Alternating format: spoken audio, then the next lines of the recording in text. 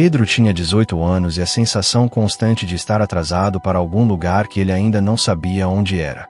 O ensino médio estava acabando, e com ele aquela proteção invisível que a escola oferece, a de adiar a pergunta mais difícil da vida adulta. E agora? O que você vai fazer? Ele não sabia. Não sabia de jeito nenhum.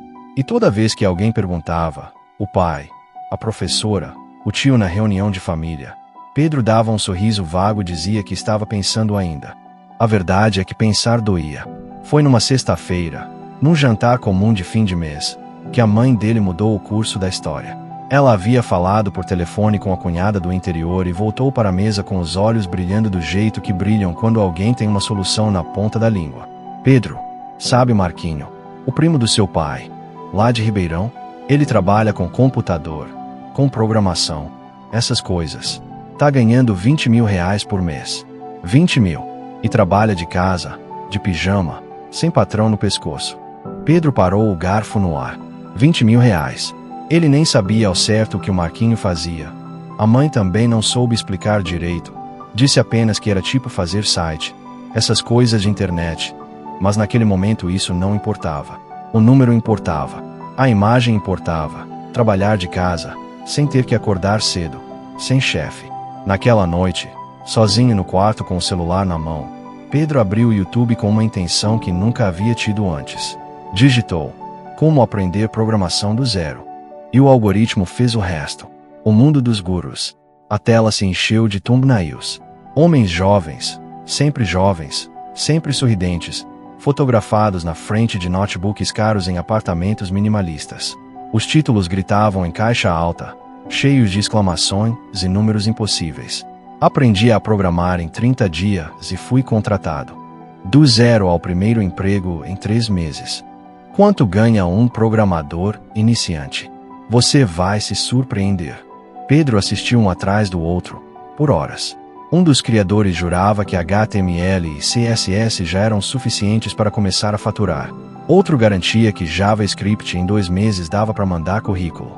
Um terceiro, com uma voz especialmente convincente, afirmava que o mercado estava desesperado por desenvolvedores iniciantes e que as empresas contratavam qualquer pessoa que soubesse o mínimo. O que Pedro sentiu naquele momento tem um nome difícil de descrever. Era a esperança misturada com ansiedade, a sensação de que o caminho estava ali, claro e acessível, esperando só por ele. Era bom demais. Mas quando a gente está perdido, bom demais é exatamente o que a gente quer ouvir. Ele tomou a decisão antes de dormir. Ia virar programador. E aqui é preciso dizer uma coisa importante. Pedro se dedicou de verdade. Isso não é pouca coisa. Ele seguiu as trilhas que os youtubers recomendavam. Começou pelo HTML, entendendo o que era uma tag, o que era uma DIL, porque a estrutura de uma página funcionava como uma árvore. Depois veio o CSS, e o CSS foi cruel. Do jeito que o CSS é cruel com todo mundo no começo, com suas regras que parecem mudar conforme o humor, com o elemento que teima em ficar no lugar errado por motivos que só Deus e o W3C conhecem. Mas Pedro não desistiu. Ficou dias num único conceito quando não entendia. Refazia os projetos do zero quando achava que tinha pulado etapas. Chegava da escola, almoçava rápido e já abria o computador. Nos fins de semana, acordava cedo sem que ninguém pedisse. Em 6 meses, ele tinha um portfólio. Um clone do Spotify. Sem o backing, claro, mas visualmente caprichado. Uma lista de tarefas interativa. Uma landing page para uma pizzaria fictícia chamada Dom Pedro's, com animações suaves e um formulário de contato que funcionava. Ele criou um perfil no LinkedIn. Na bio, escreveu com orgulho: desenvolvedor web, apaixonado por tecnologia. Postou os projetos no GitHub. Atualizou o currículo. Respirou fundo. Estava pronto. Ou pelo menos era assim que ele se sentia. A primeira candidatura foi num domingo à noite, cheia de esperança. A segunda, na segunda-feira cedo. A 10ª, no fim da semana seguinte. A 30ª, 3 semanas depois. Silêncio. Quando vinha alguma resposta, era um e-mail automático. Recebemos sua candidatura e entraremos em contato caso seu perfil seja compatível com a vaga. Pedro guardou esses e-mails numa pasta. Ficou olhando para eles às vezes, como se fosse encontrar alguma pista entre as linhas. Numa tarde de quarta-feira, Depois de 2 meses de candidaturas, ele conseguiu uma entrevista. A primeira de verdade. O coração disparou quando o recrutador ligou. Ele anotou o horário 3 vezes em lugares diferentes para não esquecer. A entrevista durou 15 minutos. O desenvolvedor sênior do outro lado da tela perguntou, com um tom educado mas direto: "Você tem experiência com React? Com TypeScript? Conhece testes unitários? Já trabalhou com banco de dados relacional? Git em ambiente de equipe? Metodologia ágil? Scrum?" Pedro respondeu, não para cada uma. Com voz calma, com honestidade, mas não. Ao desligar a chamada, ele ficou olhando para a parede por um longo tempo. O que ninguém tinha contado. Nos meses seguintes, Pedro continuou. Aprendeu React, porque todas as vagas pediam React. Aprendeu o básico de Git. Tentou TypeScript, travou. Assistiu mais vídeos, tentou de novo. O portfólio cresceu. Mas alguma coisa começou a mudar na cabeça dele. Não a vontade de continuar, mas a forma como ele enxergava o que estava acontecendo. Ele começou a prestar atenção em coisas que antes ignorava.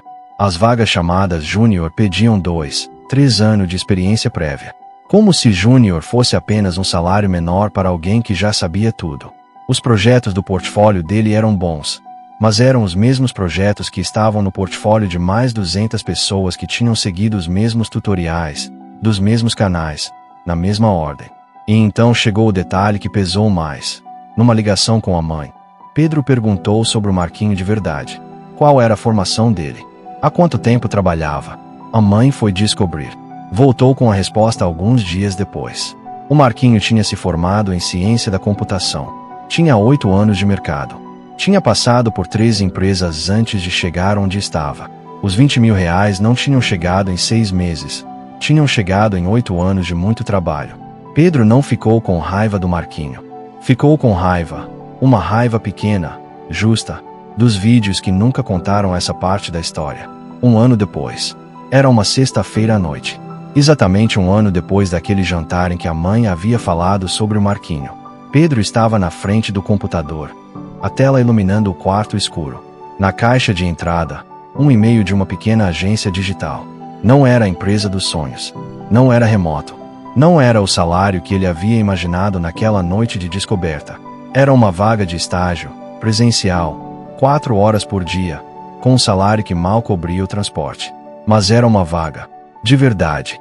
Para alguém de verdade olhar o código dele de verdade e dizer: "Tá bom, pode começar." Pedro ficou um tempo olhando para o e-mail antes de responder.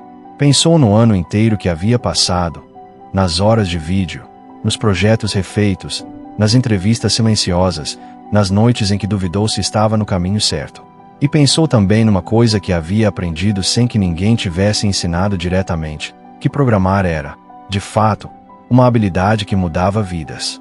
Mas que nenhum vídeo de 30 minutos entrega uma carreira. Que portfólio é diferente de experiência. Que saber a sintaxe de uma linguagem é diferente de saber pensar como um desenvolvedor. Que o mercado não estava esperando por ele. O mercado nunca espera por ninguém. Essas coisas doíam menos agora do que davam força. Ele clicou em responder. Digitou que aceitava. Fechou o notebook. Lá fora, a cidade fazia o barulho de sempre. Pedro foi dormir cedo pela primeira vez em meses. Não de cansaço, mas de algo que ainda estava aprendendo a reconhecer como alívio. A história do Pedro não é uma história de fracasso.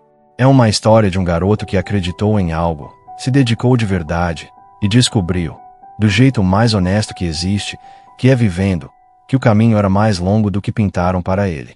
E se você está nesse caminho agora, em qualquer fase que for, talvez a coisa mais útil que alguém possa te dizer não é desiste nem vai fácil. Continua, mas com os olhos abertos.